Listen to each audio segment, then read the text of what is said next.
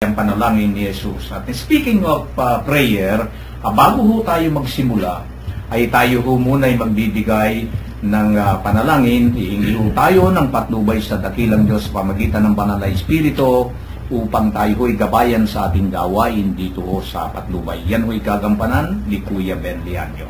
Sa ngalan ng Ama, ng Anak at ng Espiritu Santo. Amen. Dakilang Ama at walang hanggang Diyos, muli po, narito po ang inyong mga alagad, narito ang inyong mga anak. Nagpupuri at nagpapasalamat sa lahat ng biyayang inyong ipinagkaloob, O Diyos. Hipuin niyo po kami, Panginoon, mula ulo hanggang talampakan, pabanalin ng mga sandaling ito. Bigyan niyo po kami ng pagkakataon, Panginoon, na makaniig kayo sa inyong mga salita.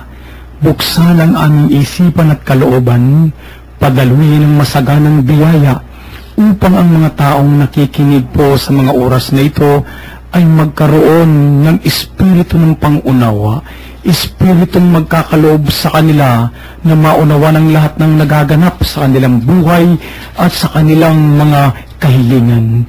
O Diyos, sa pagkakataon pong ito, hinihiling din po namin ang kagalingan ng lahat ng mga may sakit, lalong-lalo na po ang aming kora-parokong, si Reverend Father Carding Salazar. Bigyan niyo po siya pa ng pagkakataon na makapaglingkod sa inyo, Diyos, nakasama namin sa pang-araw-araw naming gawain, sa pag-apostolis namin, at sa lahat-lahat po, O Diyos. Ganyan din po naman, tunghayan yung bawat isa sa amin na magampanan namin ang lahat ng naayon sa iyong kalooban. Hinihiling po namin ito sa pamamagitan ng anak na si Jesus, mabubuhay at naghaharing kasama mo at ng Espiritu Santo magpa sa walang hanggan. Amen. Yan po ang panalangin po ng ating sana ho'y sumabay din ho kayo sa mga panalangin ganyan. Alam ho ninyo, pagdating ho dito sa panalangin, sabi nga ho, kinakailangan yung i-empty natin ang ating sarili, yung parang malinis ang ating sarili, kasi yung banal na Espiritu kapag tayo nananalangin, hindi basta-basta papasok sa ating pagkatao kung hindi dyan yung mga basura, yung mga isipin natin. Kaya kinakailangan i-empty natin yung ating sarili upang sa ganyan malinis na makapasok at malayang makapasok ang anumang ating kahilingan sa Panginoon. Ang ating pong pag-uusapan ngayon ay tungkol sa panalangin. Gaano ba talaga kahalaga ang panalangin na dapat gampanan ng isang Kristiyano na isang tao sa araw-araw? Ito minsan ang yung pananalangin natin. Bakit kapag tayo minsan nagmamadali, pupunta tayo sa trabaho, o hindi natin nakagawian na tuwing umaga pagkagising tayo mag-ukol ng panalangin, minsan nawawala na ito sa sarili natin. Hindi na natin nabibigyan ng pansin yung pananalangin. Ganun mo kahalaga ang panalangin na talagang nadarama ho ng kaluluwa natin. Akin hong babasahin at bibigyan ho ito ng pakahulugan sa ating pang-araw-araw na buhay ng ating mga kasama. Gaya ng kanyang kinaugalian, umalis si Jesus at nagtungo sa bundok ng mga Olibo at nagtungo at sumama ang mga alagad. Pagdating do'y sinabi niya sa kanila, manalangin kayo nang hindi kayo madaig ng tukso. Lumayo siya sa kanila nang may isang pukol ng bato, saka lumuhod at nanalangin. Ama, ang wika niya, kung maaari ilayo mo sa akin ang sarong ito, gayon may huwag ang kalooban ko ang masunod kung hindi ang kalooban mo. Napakita sa kanya ang isang anghel mula sa langit at pinalakas ang loob niya. Tigig ng hapis, siya'y nanalangin ng lalong taimtim. Tumulo sa lupa ang kanyang pawis na nimoy malalaking patak ng dugo. Tumindig siya pagkapanalangin at lumapit sa kanyang mga alagad. Naratnan niyang natutulog ang mga ito dahil sa tindi ng dalamhati. Bakit kayo natutulog? Ang tanong niya. Bumangon kayo at manalangin upang hindi kayo madaig ng tukso. Yan ho ay nasa Lucas chapter 22, ang verses hanggang sa mga sumusunod ay 39 hanggang sa 46. Ang panalangin ng Panginoong Hesus. Napaka bigat sapagkat dumarating na nga ho yung pinaka malapit na climax ng kanyang buhay at kasaysayan ng kanyang pagsagip sa kasalanan ng tao, ay nag-ukol ho ng mataimtim na panalangin. Ano ang dapat nating madama at maituro sa atin kung dumarating sa atin yung mga pagkakataon na tayo ho'y natutokso, na tayo ho'y nalulungkot, na meron tayong mga suliranin? Gano'ng kahalaga ang panalangin sa buhay ng isang tao? Ano ang inyong masasabi dito, Kuya Joe? Mga kapatnubay, ayon po sa salita ng Diyos ang pananalangin ni Jesus. Pagdarasal at panalangin pa rin po ang lunas sa lahat ng mga pagsubok at tukso na dumarating sa ating buhay. Kaya po pag may dumarating na pagsubok sa ating buhay, taimtim po tayong tumawag sa Diyos upang tulungan tayo sa dumarating na suliranin. Yan. Totoo po yan.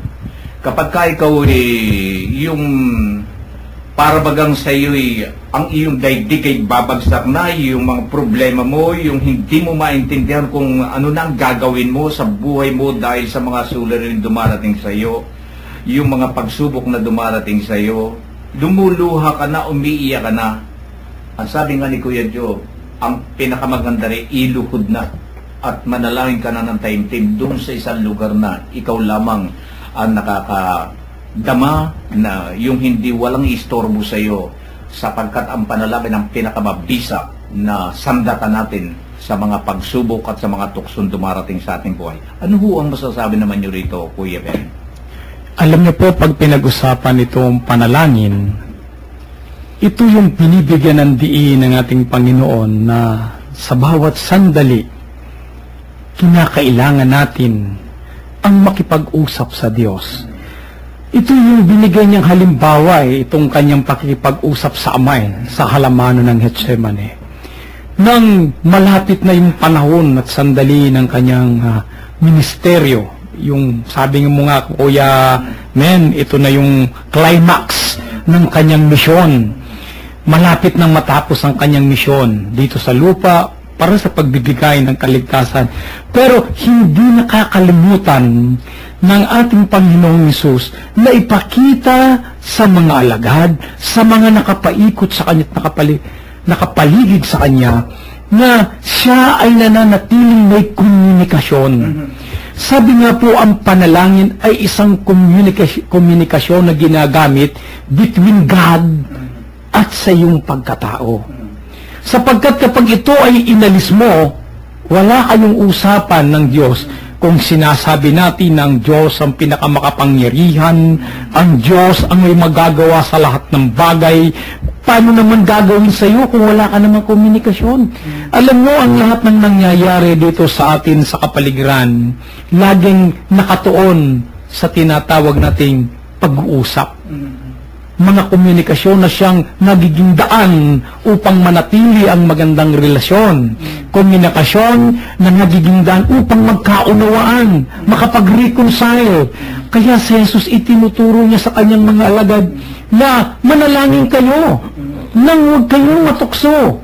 Sapagkat sa mga pagkakataon, kung ikaw ay nananalangin at nararamdaman mo ang presensya ng Diyos, ano man ang kaganapan, naroon ang iyong lakas. Pero alam mo, mga minamahal ko, mga tagapakinig, Kuya Men, Kuya Bert, Kuya Joe, alam niyo po, napakarami ang nananalangin At ang laging expectation nila, matanggap lahat sa yung kanilang panalangin. Mabigay lahat sa kanila. At kapag hindi na ibigay, abay minsan, nag-aano sila ng galit. Para bang ibig sabihin, basta nanalangin ka, kailangan tanggapin, matanggap mo lahat ang iyong hinihingi. Sapagkat ang sinasabi nila, nanalangin naman ako, matagal na ko na itong hiningi. Lalong-lalo na po kung ang ipinapanalangin nila, halimbawa, ang isang taong naghihingalo.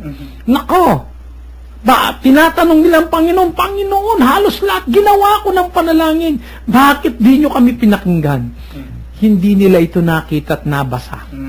Ang ating Panginoon, nung nananalangin siya sa Ama, at nakita niya yung hirap na kanyang daranasin, sinabi niya ito sa Ama.